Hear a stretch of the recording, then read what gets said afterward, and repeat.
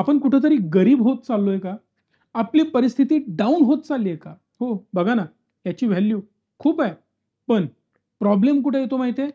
बघा, बघा. राहिलं काय? रिच मी. श्रीमंत करा. मला स्वतःला श्रीमंत करा. प्रॉब्लेम कुठे येतोय? व्हिजन, आपले विचार, आपली विचारसरणी. बरेच प्रॉब्लेम आहेत. आता हे प्रॉब्लेम वन बाय वन हे कसे बनत चाललेत, हे मी तुम्हाला सांगतो. पहिला आणि महत्त्वाचा प्रॉब्लेम, मिळालंय त्यात समाधानी राहा. मॅक्सिमम जुने लोकं हेच सांगतात. आता जुने लोकं, जुने संस्कार, जुन्या गोष्टी चलो ठीक आहे. मिळालंय त्यामध्ये समाधानी राहा. का बरं? जर मला मिळालंय त्यातच समाधानी राहायचं असतं, तर मी जंगलात होतो तेच बरं होतं ना. जे मी कंदमुळे खात होतो, कपडे न घालता हिंडत होतो, तेच माझ्यासाठी बरं होतं ना. पण आपण नाही. जुन्या परंपरा, जुने विचार, आता लक्षात घ्या, संस्कार, जुने विचार, रूढी परंपरा ना सगळ्यात चांगल्या आहेत, ना सगळ्याच वाईट आहेत. नो डाउट मॅक्सिमम गोष्टी आपल्यासाठी सगळ्या चांगल्या बनवलेल्या आहेत. पण काही गोष्टी चुकीच्या सुद्धा आहेत. त्याचा विचार करणं गरजेचं आहे. पुढची आणि महत्त्वाची गोष्ट, अंथरूण पाहून पाय पसरायचं. जर अंथरूण पाहूनच पाय पसरायचं असते, तर मी 1 फुटाचाच जन्माला आलोय, तसाच राहिलो असतो ना. वाढायची काय गरज आहे मला? तेवढाच राहतो ना. अंथरूण जर माझं आधीचं छोटंच होतं, तेवढाच राहतो. मस्तपैकी 1 बॉटल दूध, थोडासा भात, बास. बाकी काहीच करायची गरज नाही. पण नाही. आपण जर ग्रो होतोय, सगळ्या गोष्टी पुढे जातायत, तर त्याप्रमाणे पुढे जाणं गरजेचं आहे. पैसा वाढला, तर अडचणी वाढतात. म्हणजे जर पैशामुळे तुमच्या अडचणी वाढणार असतील, तर मग पैसा कमवायचाच कशाला? म्हणजे अडचणी येणार नाहीत का? हे इम्पॉसिबल आहे. ही एक म्हण पुढची चुकीची आहे. शेवटची आणि महत्त्वाची म्हण, पैसा वाईट. जर खरंच पैसा वाईट असेल, तर मग कमवायचाच का? घरीच बसून निवांत राहायचं. एखादी भाकरी, थोडासा भात कोणी ना कोणीतरी जाता-जाता देऊन जाईलच ना. काहीच करायची गरज नाही. प्रत्येकजण भिक्षुक बनला असता या देशामध्ये. पॉसिबल आहे? नाही.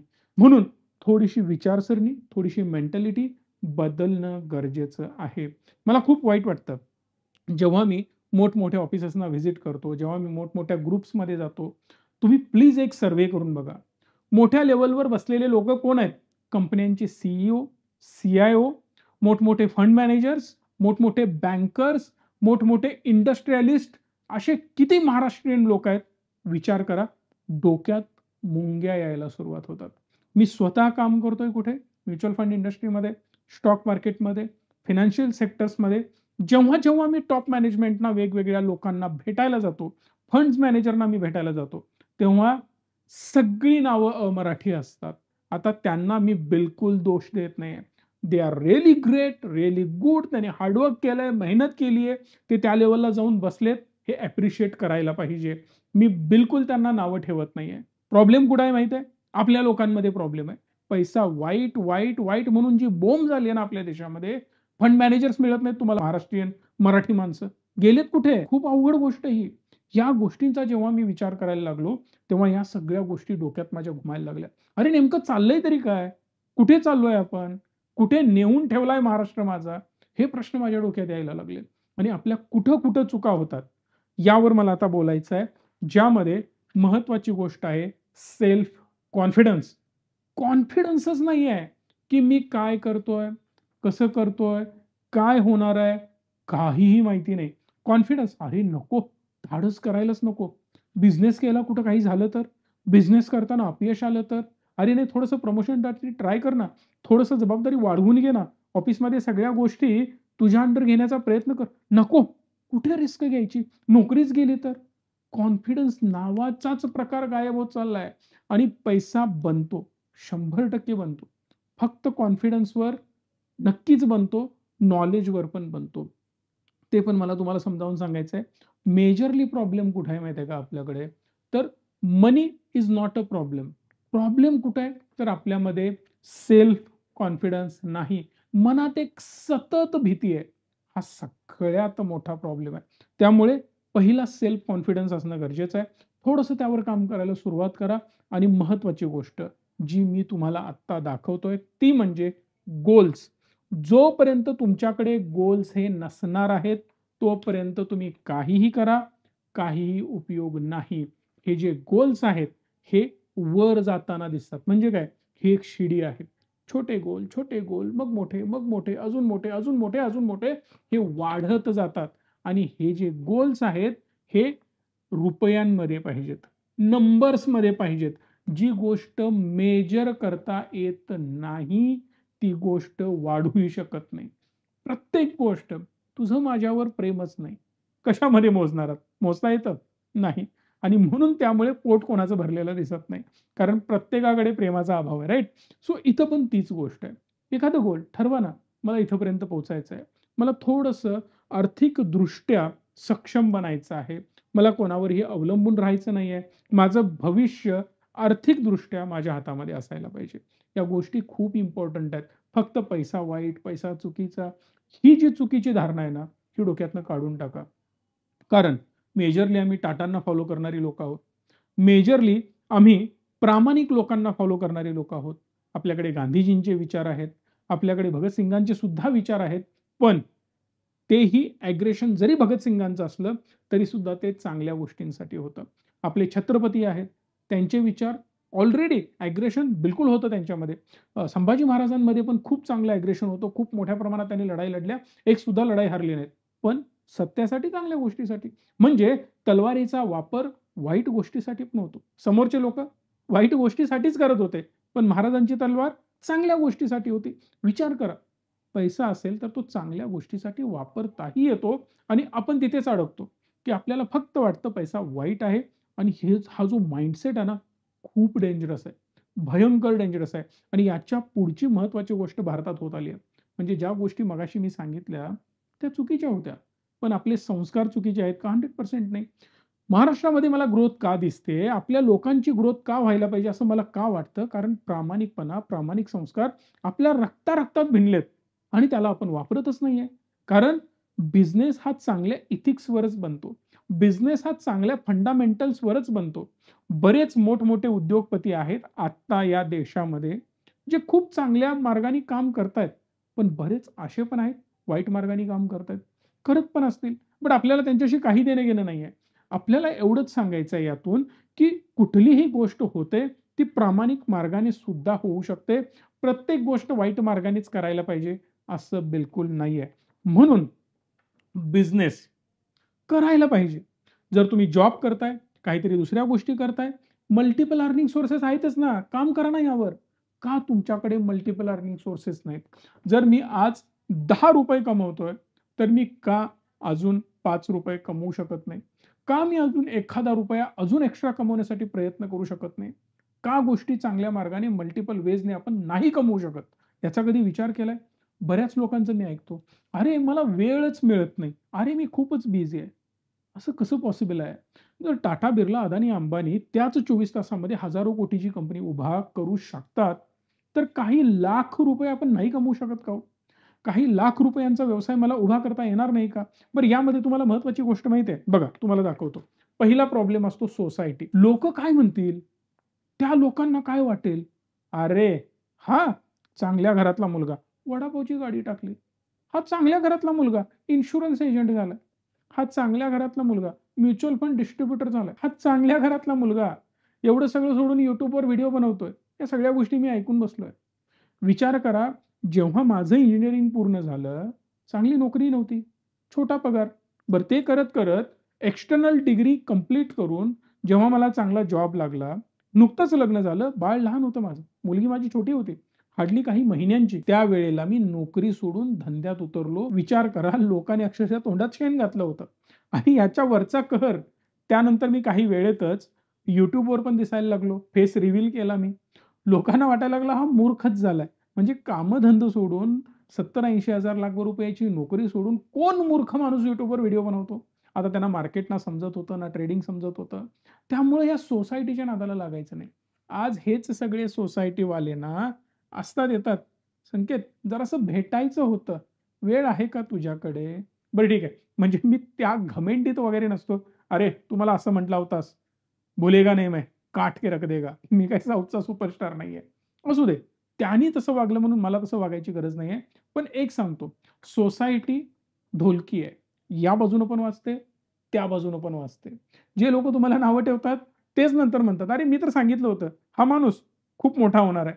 त्यामुळे सोसायटीच्या नादाला लागू नका साहेब. महत्त्वाची गोष्ट स्टेटस. बाजूला ठेवा. स्टेटस. जेवढं तुम्ही स्टेटसच्या मागे लागणार, तेवढं तुम्ही फसत जाणार. याचं रिझन तुम्हाला माहिती आहे, की माझा स्टेटस आज संकेत आवटेंनी 10,000, 20,000, 30,000, 50,000 चा शर्ट घालायला पाहिजे, असं काही नाहीये. आपण मॉडरेटही कपडे घालू शकतो. मॉडरेट लेव्हलचा खर्चही आपण करू शकतो. प्रत्येक गोष्टीत आपला प्रॉब्लेम काय आडवा येतो, की माझा इन्कम वाढलाय म्हणजे आपण कहीं तो तीसमार खान बन चुके हैं. एवढा खर्च करेगा ना, की सारी दुनिया देखती रहेगी. हे जे आहे, हे डोक्यातनं कृपया काढून टाका. आपल्याकडे थोडासा हा प्रॉब्लेम आहे. बऱ्याच लोकांना आपण तो पाटील है, छोडेगा नहीं. हे प्लीज डोक्यातनं काढून टाका. म्हणजे काय होतं, की आपला 1,00,000चा इन्कम 2,00,000 होतो. गळ्यामध्ये चेन वाढायला लागतात, प्रत्येक बोटामध्ये अंगठ्या वाढायला लागतात, 2-3 गाड्या मागे असतात, काळा कलर करून इकडं एक थार, तिकडं एक बुलेट असं सगळं स्टेटस आणि मोठे-मोठे बंगले, लोन वगैरे काढून सगळ्या गोष्टी सुरू होतात. इथं जो आपण फसतो, तिथं प्रॉब्लेम सुरू होतो. 2 मिनिटामध्ये जेव्हा मी आता हजारो लोकांना आजपर्यंत भेटलोय. म्हणजे इव्हन ₹100 रोज कमवणाऱ्या व्यक्तीपासून करोडो रुपये रोज कमवणाऱ्या व्यक्तीपर्यंत मी प्रत्येकाला भेटत असतो. सतत माझी बोलणी त्यांच्याबरोबर सुरू असतात. काहीतरी गोष्टी सुरू असतात. ते माझ्याकडे इन्व्हेस्टमेंटला येतात, कशाला तरी येतात. ते सगळं सुरू असतं. इन बिटवीन तो व्यक्ती माझ्या याच केबिनमध्ये आत आल्यानंतर या सोफ्यावर त्याची बसण्याची स्टाईल बघून 2 मिनिटात कळतं, की त्याची विचारसरणी काय आहे. मग तो असा बसतो, काय असा बसतो, की असा बसतो, की असा बोलतो, की असा बोलतो, की असा असतो, की असं सगळं चालू असतं. हे 2 मिनिटात अंदाज येतो. म्हणजे काय? तुमचा जो इगो आहे, माझा स्टेटस, माझा दबदबा. नाही साहेब, तुमची एकही चूक नसताना सुद्धा जर काही आरोप तुमच्यावर झाले, तुमचा स्टेटस गायब. 2 मिनिटात लोकं तुम्हाला शिव्या घालायला चालू करतात. लोकं तर देवालाही नावं ठेवतात. तुम्ही विचार करा, राम, एक विशिष्ट समाज रामालाही नावं ठेवतो. अल्लाह, एक विशिष्ट समाज अल्लाहलाही नावं ठेवतो. म्हणजे काय? हिंदू, मुसलमान या सगळ्या गोष्टी तर सुरूच आहेत. सांगण्याचा मुद्दा एवढाच आहे, की देवही त्याला नावं ठेवण्यापासून किंवा त्याला शिव्या देण्यापासून त्यांना रोखू शकत नाही. तुम्ही कोण आहात? मी कोण आहे? थोडासा विचार करा आणि या ज्या गोष्टी बोलतोय, हे प्रवचन म्हणून नाही. ह्या सगळ्या गोष्टी अनुभवाचे बोल आहेत. मी बऱ्याच लोकांना भेटतोय. कॉन्फिडन्सची कमतरता कुठपर्यंत आहे तुम्हाला माहिती आहे? मोठमोठे बिझनेसेस आहेत आणि त्या बिझनेसेसमध्ये रिलेशनशिपसाठी, मॅनेजिंग पोस्टसाठी, चांगल्या-चांगल्या पोस्टवर आपली लोकं काम करतायत. नो डाउट करतायत आणि ते लोकं इतर लोकांना शिकवतायत, की धंदा कसा करायचा. भाई तू कधी बाहेर पडणार त्यातून? तू कधी धंदा करणार? याचं काही डोक्यात नसतं. सांगण्याचा मुद्दा एवढाच आहे, की आता प्रत्येकानं बिझनेस करून पण उपयोग नाही बरं का. प्रत्येकानंच नोकऱ्या सोडून सगळ्यांनीच बिझनेस चालू केले. Not possible. तुम्ही बिझनेस कॅटेगरीमध्ये येत नाही, काही प्रॉब्लेम नाहीये. बट ॲट लीस्ट जॉब करताय ना, करा. एक सस्टेनेबल ग्रोथ पाहिजे आणि त्याच्याबरोबर फायनान्शियल प्लॅनिंग पाहिजे. मी त्यावर पण येतोय. पण जे मुद्दे आपण डिस्कस केले, भविष्य, फ्युचर. फ्युचरची कधी चिंता तुम्ही केली आहे का? ते महत्त्वाची गोष्ट आहे. कंटिन्युअसली आपण एक फ्युचरमध्ये अडकून असतो आणि शेवटचा आणि महत्त्वाचा प्रश्न, क्वालिटी ऑफ बिझनेस. अपन ऐसा बिझनेस करेगा ना, दुनिया ने किसी ने किया नहीं होगा. म्हणजे काय? टेस्ला त्याच्यापेक्षा भारी कार बनवतो. इलेक्ट्रिक कार असेल, त्याची जमिनीवर उडते, माझी हवेत जाईल. हॉटेल, अरे टाटांचं ताज हॉटेल, त्याच्यापेक्षा भारी. ओबेरॉयला आपण मागे टाकू. 2 वर्ष थांब, सांगतो. बाहेरनं डिझाइन असा असेल, आतून कलर असा असेल, दिसायला एवढं भारी दिसेल. वेबसाईट असणार, ऑनलाईन बुकिंग करा. गर्दी मावणार नाही. 5 मिनिटात जेवायचं, बाहेर पडायचं. बिल तुफान येणार. साहेब फूड क्वालिटी काय? कसं बनवणार? ते कोण बनवेल? मेन फंडामेंटल पडलेलीच नाही आपल्याला. आपल्याला काय पडलंय? डायरेक्ट वरच्या-वरच्या गोष्टी. आपण बिझनेस ऐसा करेगा, वैसा करेगा, हे करेन, ते करेन. मी जेव्हा-जेव्हा आय-आय-टी, आय-आय-एम वाल्यांना वगैरे भेटतो, त्यांच्याशी माझी बोलणी सुरू असतात. कोणी टेक्नॉलॉजीवर काम करत असतो, कोणी वेगवेगळ्या व्हर्टिकल्समध्ये काम करत असतो. जेव्हा हे स्टार्टअप उभा करतात ना, sir I mean to say our app is working like this, that, UI असं आहे, यू-एक्स असं आहे, कलर ग्रेडिंग सर मी असं केलंय. अरे दादा तू कसला बिझनेस करतोयस? म्युच्युअल फंड करतोयस ना? स्टॉकचा करतोयस ना? मग जर स्टॉकचं त्याच्या धंद्याबद्दल बोल ना, तू लोकांना व्हॅल्यू काय देतोयस? कलर दाखवतोयस ॲपचा. आजही मी गॅरंटी देऊन सांगतोय, रिच मी ॲप टॉप 10 मध्ये येत नाही, बिलकुल येत नाही. पण रिचमी ॲपचे रिटर्न आणि आमच्या प्लॅटफॉर्म थ्रू गुंतवणूक केलेल्या लोकांचे रिटर्न आणि आम्ही दिलेला त्यांना सल्ला 1 मध्ये येतो. नंबर 1 ॲप काय करणार आहात घेऊन? माझ्याकडं झिरोदा, एंजल, आय-एफ-एल हजारो लोकांची टीम नाहीये. पण ते धाडस मी केलं ना, शून्यातून मी उभा राहिलोच ना. हां, याला क्रेडिट कुणाला जायला पाहिजे? तुम्हाला जायला पाहिजे. का? तर तुम्ही मदत केली मला. तुम्ही माझ्या पाठीशी उभारलात.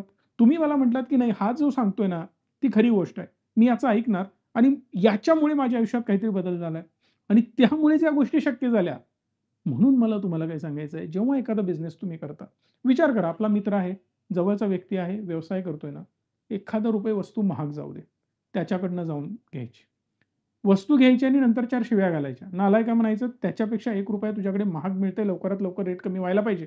हक्काने सांगा. तर आपली लोकं मोठी होणार. आपलं चुकतं काय? गाववाल्याला सोडायचं आणि बाहेरच्या गाववाल्याच्या दुकानात जाऊन माल खरेदी करायचा. यामुळे प्रॉब्लेम व्हायला लागलेत आपल्याकडे. सो सांगण्याचा मुद्दा एवढाच आहे, की लोकांनी मलाही सपोर्ट केला ना, मग तुम्हीही प्रामाणिकपणे बिझनेस करा. तुम्हीही प्रामाणिकपणे गोष्टी करा. 100% सक्सेस मिळतो. 2 नंबर करून पैसा बनत नाही. आता दिवस गेले. जे म्हणतात ना लोकं, की 2 नंबर करून तो मोठा झाला. सोपं नाही साहेब. त्याच 2 नंबरचे असे काही लागतात ना, वाईट अवस्था होते. विजय माल्या कितीही पॉडकास्ट करू दे, लायकी शून्य आहे. लायकी शून्य आहे. म्हणून म्हणतोय, या सगळ्या गोष्टी फक्त पैशाने बनत नाहीत. नॉलेज पाहिजे, क्रेडिबिलिटी पाहिजे. तेवढी मार्केटमध्ये तुमची इमेज स्ट्राँग असायला पाहिजे आणि जर ती नसेल, काही उपयोग होणार नाही. आपले जे काही डिस्ट्रिब्युटर्स आहेत माझ्याबरोबर, आम्ही जो बिझनेस स्केल करतोय. आता उदाहरणं का देतोय हे पण लक्षात घ्या. म्हणजे मी इथं यायचं आणि तुम्हाला सांगायचं स्वर्गात असं आहे. मी भगवान श्रीरामांना भेटलो. माझ्यासमोर महादेव आले होते. माझं त्यांच्याशी बोलणं झालं. नाही आहे ना. मी साधू-संत आहे का? नाही. मग मी त्याबद्दल बोलू शकतो का? नाही. मी मेलोच नाही तर स्वर्गाची माहिती कशाला द्यायची? म्हणजे काय पहिला मर आणि मग स्वर्गाबद्दल बोल ना. सेम छोटासा बिझनेस मी केलाय, 4 पैसे कमवलेत, चांगली लाईफस्टाईल मी जगतोय. मग याचा वापर लोकांना पण व्हावा म्हणून थोडीशी ही तळमळ सुरू आहे. पण प्रॉब्लेम कुठे आहे आपल्यामध्ये, की या गोष्टी अडॉप्ट करायच्या नाहीयेत. बऱ्याच लोकांना प्रॉब्लेम काय येतो, की जेव्हा बिझनेस उभा करतो. माझी सुद्धा लाखो रुपयांची लूट झाली. मी क्लिअरली हे ऑन कॅमेरा मान्य करतोय.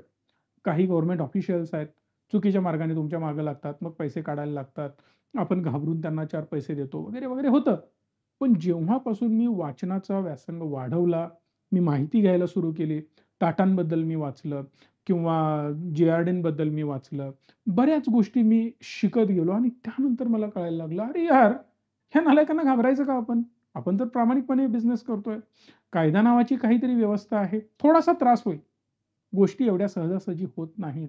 एक जी नंबर काढायला सुद्धा 2-2, 3-3 महिने जातात. टेबलाखालून सरकवलं 4 दिवसात काम होतं. आहे, प्रॉब्लेम आहे. नाही असं नाही. गोष्टी खूप थोड्याशा त्रासदायक आपल्या देशामध्ये आहेत. याचा अर्थ देश सोडून पळून जायचं नाही आपल्याला. याच देशाला सुधारवण्यासाठी आपल्याला काम करायचं आहे. आणि जेव्हा तुम्ही सांगाल ₹1 देणार नाही, काय करायचं ते कर. चूक झाली पण असेल, 2 नंबर नाही, चूक होऊ शकते. काय होऊ शकते? समजा वेळेत मी टॅक्स भरलेला नाहीये किंवा एखाद्या गोष्टीचा टॅक्स मी विसरलो, तो भरलेला नाही. फाईन घे, भरून घे. लाच देत नाही. मला ते वाचवायचं नाही. जो काही बसतो ना टॅक्स मी भरणार. काही प्रॉब्लेम नाहीये. बऱ्याच लोकांना टॅक्सचं प्लॅनिंग माहिती नसतं, जी-एस-टीबद्दल माहिती नसते. कारण एक विचार करा, आपला कायदा हे सांगतो, की या सगळ्या गोष्टींची माहिती तुम्हाला पाहिजे. ॲज अ बीइंग इंजिनिअर मला या गोष्टींची माहितीच नव्हती आणि प्रत्येकाला नसते. इव्हन आपण एखादा वडापावचा गाडा सुरू करतोय, 2-3 लाखाची इन्व्हेस्टमेंट आहे साहेब. मला जी-एस-टीचं नॉलेज असेल, मला अकाउंटिंग परफेक्ट येत असेल, पॉसिबलच नाहीये ना. ₹10,000-20,000 तुम्ही कॅशमध्ये पण पैसे घेतले असतील, दाखवताना अडचण झाली आहे. तुम्ही दाखवलाच नाही, विसरून गेलात. नंतर कुठून तरी आलं. टॅक्स भरा सोडून द्या. पण त्या गोष्टींना वाचवण्यासाठी चुकीच्या मार्गाने पैसे देऊ नका. हे आम्ही नंतर शिकत गेलो. सुरुवातीला सगळ्यांनाच प्रॉब्लेम येतात आणि म्हणून सांगतोय, तुम्हाला जर या सगळ्या गोष्टींचं नॉलेज असेल आणि त्याच्याबद्दल जर कोणी माहिती विचारायला तुमच्याकडे येत असेल, तर तुम्ही त्यांना माहिती द्या. कारण याचं होतं कंपाउंडिंग. फक्त हे कंपाउंडिंग कुठल्या गोष्टीमध्ये मी तुम्हाला सांगतोय? तुमच्या कर्माच्या बाबतीत. पैशावर पण मी येतो. जेवढं तुम्ही लोकांना मदत कराल आणि त्यांची लाईफ बदलण्याचा प्रयत्न कराल, तेवढा तुम्हाला फायदा होतो. एक गोष्ट मला रिअलाईज झाली मागच्या वर्षी, की माझ्याच सेक्टरमध्ये mutual fund, insurance, stock, loans किंवा रिअल इस्टेट या सगळ्यांमध्ये चांगली ग्रोथ होते आणि ह्या सगळ्या सेक्टरमध्ये भडका उडणार आहे येणाऱ्या 20 वर्षांमध्ये. प्रचंड डिमांड येणार आहे, प्रचंड ग्रोथ होणार आहे. बरं, मग संकेत आवटेंनी करोडो रुपये कमवले, हे मला ऐकायचं नाहीये. संकेत आवटेंसोबत या 1000 लोकांनी करोडो रुपये कमवले. याचा जेवढा मला आनंद असेल, त्याच्यापेक्षा जास्त आनंद मला दुसऱ्या कुठल्याही गोष्टीचा होणार नाही. मग त्यासाठी तुम्ही काय केलं? असं तुम्ही मला विचाराल. यासाठी मी पार्टनर प्रोग्राम आमचा लॉन्च केला. मी अनेक लोकांना आमच्यासोबत घेतलं. हजारो लोक आज माझ्याबरोबर आहेत. रिचमी सोबत बिझनेस करतायत. हा बिझनेस कसा करायचा मी त्यांना झिरोपासून शिकवतोय. झिरोपासून शिकवतोय. मी त्यांना तयार करतोय. स्केल करायला शिकवतोय. टीम बनवायला शिकवतोय. ॲडव्हर्टाइजमेंट करायला शिकवतोय आणि यासाठी पैसे घेत नाही. लाखो रुपयांची फी, कोर्सेस नाहीयेत. हां, जी बेसिक गोष्ट असते, तुम्हाला IRDAच्या एक्झामची फी पे करावी लागेल. तुम्हाला एम-फीची फी पे करावी लागेल. कारण कुठल्याही गोष्टी आम्ही करताना लीगली करतोय. तुम्ही प्रॉपर ॲडवायझर बना, एक्झाम द्या, सिंपल गोष्टी आहेत, लगेच होऊन जातं. ते पण कसं पास व्हायचं, हे पण आम्ही शिकवतोय. म्हणजे काय? तर त्या लोकांना हाताला धरून आम्ही स्केल करायला ऑलरेडी सुरुवात केली आणि ते लोकं खूप चांगलं स्केल करतायत. म्हणजेच तुमच्याकडे जे आहे, ते देण्याचा प्रयत्न करा. पैसा सुटत नाही ना तुमच्या हातातनं, राहू दे. जे नॉलेज आहे ते तरी पास ऑन करा पुढे. बरेच लोकं मला कमेंट बॉक्समध्ये कमेंट करतात, "अरे बोलणं सोपं आहे, कमवणं खूप अवघड आहे." अरे मी कमवून पण दाखवतोय. बरेच लोकं कमवतायत, असं नाहीये. या सगळ्या गोष्टींचा फायदा होतोय. म्हणून कंपाउंडिंगचा उपयोग लक्षात घ्या. जसं तुम्हाला आत्ता कंपाउंडिंगचा उपयोग कशामध्ये होतो, तर मेजरली पैशांमध्ये होतो. तुम्ही पण बघा या अँगलनी, होतो ना उपयोग? मग जर समजा मी एस-आय-पी केली 10,000 ची. ही 10,000 ची एस-आय-पी 15% जर मला रिटर्न देत असेल, तर टोटल मला रिटर्न भेटतात ₹8,00,000 5 वर्षांनी. आता हेच पैसे मी 5 वर्ष पण इन्व्हेस्ट करू शकतो, 15 वर्ष करू शकतो, 50 वर्ष पण करू शकतो. डोक्याचा सगळा खेळ आहे, लक्षात घ्या. मग ₹8,00,000 मध्ये तुमची भूक भागणार आहे का? तर नाही. खूप जास्त पैसे पाहिजेत. तर बघा 30 वर्षांमध्ये याची व्हॅल्यू बनते ₹5,60,00,000. राउंड फिगर करू ₹5.5 करोड. जर मला यातून ₹5.5 करोड मिळणार आहेत 30 वर्षानंतर, मग ₹8,00,000 घेऊन काय होणार आहे हो? जर 5.5 कोटी मला दिसणार आहेत, तर 1 कोटी झाले, 2 कोटी झाले, तर त्यातले 8-10 लाख रुपये काढून घ्या ना. आपण विचार त्या लेव्हलचा करत नाही. कंपाउंडिंगची जादूच आपल्याला समजत नाही. मार्केटमध्ये आलो, मला बरेच लोकं भेटतात. "सर 25% मागच्या वर्षी रिटर्न भेटले." काढून टाकले. मग कशाला इन्व्हेस्ट केले होते? 25% साठी? अहो कंपाउंडिंगसाठी इन्व्हेस्ट करतोय. मग एफ-डी आहेच ना. "सर एक स्टॉक आहे, चौपट झालाय." खूप रिटर्न मिळाले मला. प्रचंड. चौपट इमॅजिन करा. एक स्टॉकमध्ये तर पैसे 10 पटीने वाढले. मग जर ते 10 पटीने वाढलेत, तर गुंतवणूक किती केली होती? हो, केली होती ना सर. ₹50,000 माझे आत्ता रिटर्न दिसतायत 10 पटीने वाढल्यानंतर. याचा अर्थ काय? 5,000 इन्व्हेस्ट केले होते. कमाई तुमची लाखात आणि 5,000 इन्व्हेस्ट केलेत. काय उपयोग आहे 10 पटीने वाढून? नथिंग आहे ना ती अमाउंट तुमच्यासाठी. लाँग टर्मचीच गेम ही आपल्या डोक्यामध्ये फिट असायला पाहिजे. जोपर्यंत तुम्ही जळमाटं डोक्यातनं काढून टाकणार नाही, तोपर्यंत काहीही उपयोग होणार नाही. मी तुम्हाला चॅलेंज देऊन सांगतोय, आपला जो मध्यमवर्गीय समाज जो होता, तो भयंकर पिसला जाणार आहे. या अखंड देशामध्ये 2च लोकं सुखाने राहतील, निवांत राहतील आर्थिकदृष्ट्या. समजून घेण्याचा प्रयत्न करा. ज्याला ही गोष्ट समजेल ना, नसेल, जे काही चुकीचं वाटतं माझं कमेंट बॉक्समध्ये सांगा. मला काही प्रॉब्लेम नाहीये. पण एक गोष्ट लक्षात घ्या, मध्यमवर्गीय माणूस खूप जास्त खचणार आहे या देशामध्ये आणि त्याचं खूप अवघड होणार आहे. का हे पण मी तुम्हाला सांगतो. बघा, लाडक्या बहिणीचे पैसे घ्यायला तुम्हाला लाज वाटणार आहे. कुठल्यातरी लाईनमध्ये उभारून राशन घ्यायला तुम्हाला लाज वाटणार आहे. सरकारी दवाखान्यात जायला तुम्हाला लाज वाटणार आहे, सरकारी सवलती घ्यायला. लोअर मिडल क्लासलाही लाज वाटणार आहे? नाही वाटणार. लाडक्या बहिणीचे पैसे घेऊ शकतो. आता त्यांचं चुकीचं आहे असं नाही बरं का. परिस्थिती कमी आहे, घेणारच बिनधास्त. राशनचं तांदूळ बिनधास्त घेणार आहेत. सरकारी सुविधा, दवाखान्यात ॲडमिट बिनधास्त होणार आहेत. मिडल क्लासला स्टेटसचा प्रॉब्लेम येतो. बरं, धंदा कर. आपल्या रक्तात बिझनेस आहे का? नाही. ते आपलं काम नाही हो. हे काम कुणाचं आहे? तर ते मोठ्या-मोठ्या लोकांचं आहे. गुजरातवाले असेल किंवा ते इतर वेगवेगळ्या साऊथवाल्या लोकांचं असेल त्यांचं काम आहे. इथंच फसतो ना आपण. आपली विचारसरणी प्रगल्भ अजून झालेली नाही. त्यामुळे एकतर तुम्ही बिझनेस करत नाही. बरं काही लोकं प्रयत्न तर करतात. आपल्यातले 100% लोकं जी बिझनेसमध्ये उतरतात ना, ती माइंडसेटनी चांगल्या उतरतात, की मला खूप मोठा बिझनेस उभा करायचा आहे. नक्कीच उभा राहणार. पण आपण करतो काय माहितीये? बजेट असतं 20 लाखाचं. धंदा उभा करतो 1 कोटीचा. वरचे पैसे कर्जातून घेतले. बरं, वेळच तो धंदा उभा करण्यामध्ये एवढा जातो ना, की त्याचं व्याजावर व्याज चढत असतं आणि परिणामी आपला फोकस नको त्या डिटेलिंगमध्ये असतो. कलरच कसा दिसेल? हे असंच कसं असेल? मी परत एकदा सांगतो, रिचमी ॲप हे जगात 1 नंबरचं नाही आहे. पहिल्या 10 मध्ये पण नाही आहे. भारतामध्ये पण पहिल्या 10 मध्ये नाही आहे. पण माझं ॲप बंद पडलं, घंटा फरक पडत नाही लोकांना. का? तर त्यांची गुंतवणूक डायरेक्ट कंपन्यांमध्ये झाली आहे ना. लक्षात घेण्याचा प्रयत्न करा. त्यामुळे पैसा कशावर लागतोय? तर आपल्या रिसर्चवर. मी तुम्हाला जी मदत करतोय ना, ती इम्पोर्टंट असते. म्हणून पुन्हा एकदा सांगतो, प्रॉडक्टवर फोकस करा, तर ग्रोथ होणार. दुसरी महत्त्वाची गोष्ट, मेजर मिडल क्लास आता लोअर मिडल क्लासमध्ये कन्व्हर्ट होणार आहेत. ते कसं बरं? हे काय नवीन? समजून घ्या. लोअर मिडल क्लास त्याला म्हटलं जाईल, ज्याचा पर पर्सन इन्कम 50,000 च्या आत येतोय. आता ही गेम काय आहे? मला तर पगार 60,000 आहे. नक्कीच आहे ना. पण तुमच्या फॅमिलीमध्ये 2 लोकं आहेत. पर पर्सन ₹30,000 इन्कम झाला. तुमची पत्नी जॉब करत नाही. तुम्ही एकटेच जॉब करताय. 60,000 सॅलरी आहे. म्हणजे काय झालं? तुमचा पर पर्सन इन्कम 30,000 झाला. हा विचार करा. आपण ऑटोमॅटिकली लोअर मिडल क्लासमध्ये शिफ्ट होतोय.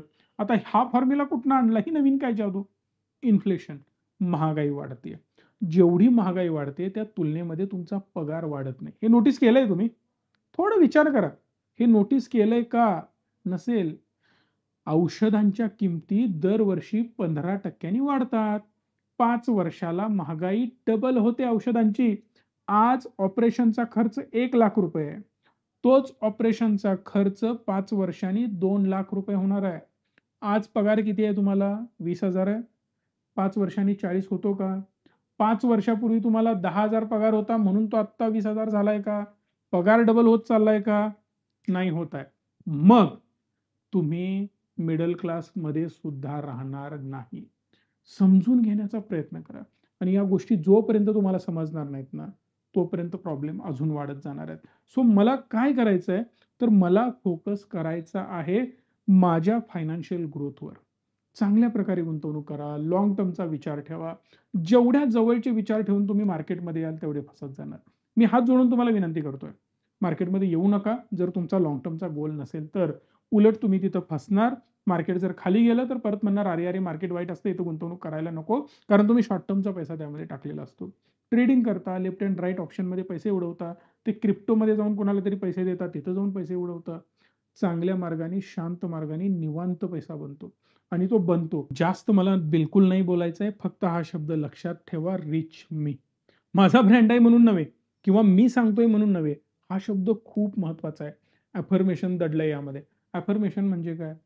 विचार आपला आपल्याबद्दल स्ट्राँग, चांगला, पॉझिटिव्ह ठेवून त्याला ॲक्चुअली सत्यात उतरवण्यासाठी जे केलं जातं, त्याला अफर्मेशन म्हटलं जातं. स्वतःबद्दल चांगलं बोला. रिच मी.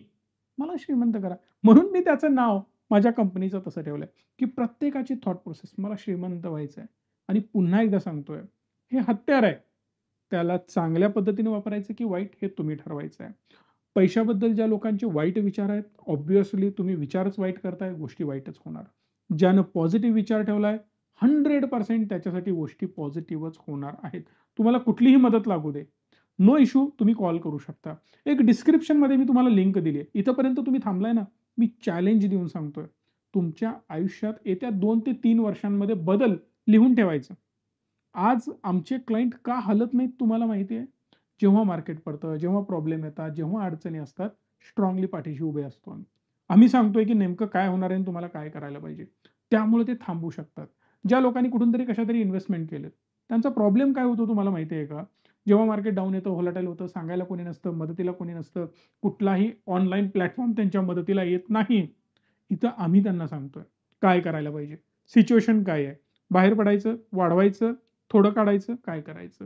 ही मदत खूप गरजेची आहे आणि तो पाठबळ एक लागतं ना, ते खूप गरजेचं आहे आणि यासाठीच आम्ही आहोत. तुमचे फोलिओ इकडे-तिकडे पसरलेले असतील, तर एक काम करा, डिस्क्रिप्शनमध्ये लिंक देतोय. त्या लिंकवर क्लिक करा. स्टॉकचा फोलिओ, म्युच्युअल फंडचा फोलिओ ऑटोमॅटिकली फेच होईल सगळीकडचे एका ठिकाणी आणि फ्री आहे. इकडे सगळं तुम्हाला दिसेल. हे काही मी बनवलेलं नाहीये. पण तुमच्यासाठी त्या प्लॅटफॉर्मवर सगळ्या गोष्टी आम्ही फ्री ऑफ कॉस्ट अवेलेबल करून दिलेले आहेत. कुठलंही पेमेंट करायची गरज नाही. तुमच्या नावाने ज्या इन्व्हेस्टमेंट आहेत ना, स्टॉक आणि म्युच्युअल फंडमध्ये ऑटोमॅटिकली फेच होऊन एका ठिकाणी दिसतील आणि तुम्ही ठरवू शकता, की आता यावर काय ॲक्शन घ्यायची आणि ती ॲक्शन काय असायला पाहिजे. हे पण तिथं दिसेल. एखाद्या सेक्टरमध्ये जास्त इन्व्हेस्टमेंट आहे, एखाद्या सेक्टरमध्ये कमी इन्व्हेस्टमेंट आहे. मग इकडे वाढवायला पाहिजे. इकडची इन्व्हेस्टमेंट कमी करायला पाहिजे. हे सगळं कोण सांगतो? तो प्लॅटफॉर्म तुम्हाला सांगेल, जो खूप चांगल्या प्रकारे बिल्ड केला आहे. डिस्क्रिप्शनमध्ये लिंक आहे. त्यावरून तुम्ही त्याला प्रॉपरली युटिलाइज करू शकता. हा व्हिडिओ कसा वाटला? मला प्लीज कमेंट बॉक्समध्ये सांगा. मॅक्सिमम लोकांपर्यंत याला शेअर करा. कारण आपली विचारसरणी बदलायला पाहिजे. तुम्ही बदलायला पाहिजे आणि तुमची परिस्थिती बदलायला पाहिजे. हे माझं प्रामाणिक मत आहे. मग तुम्ही आमच्या प्लॅटफॉर्म थ्रू इन्व्हेस्ट करा, नाही करा, मला याच्याशी काही देणं-घेणं नाहीये. मला देणं-घेणं आहे, की तुमच्या लाईफमध्ये पॉझिटिव्ह इम्पॅक्ट होणं गरजेचं आहे. मॅक्सिमम लोकांपर्यंत हा व्हिडिओ पोहोचू दे. लाईक करून चॅनलला सबस्क्राईब हक्काने करा. धन्यवाद. Stay tuned and stay positive.